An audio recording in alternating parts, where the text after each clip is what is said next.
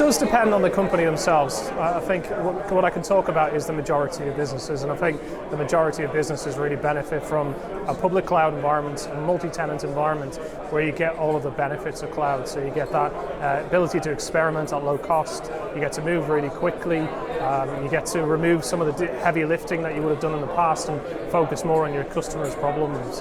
I think there are places for the other cloud models, but it really depends on your requirements. And actually, I would say in the majority of cases, public cloud is probably the right fit for most organizations.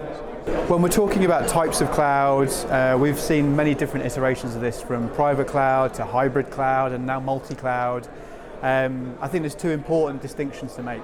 Firstly, if you're comparing public to private cloud, it's not an apples to apples comparison.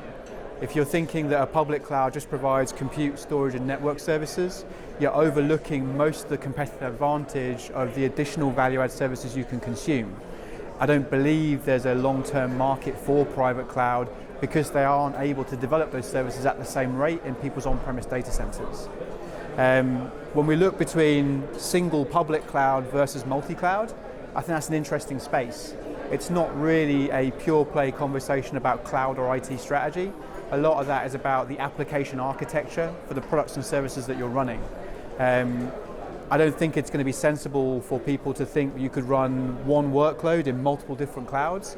That creates a lot of work for you to duplicate things you've already done once. The best way to look at multi-cloud is to look at clouds being specialists for particular functions and particular purposes, and then using them for what they're good at. That makes it an application problem because then you have to think about separating functions between different regions, different geographies, and still delivering that with an acceptable user experience.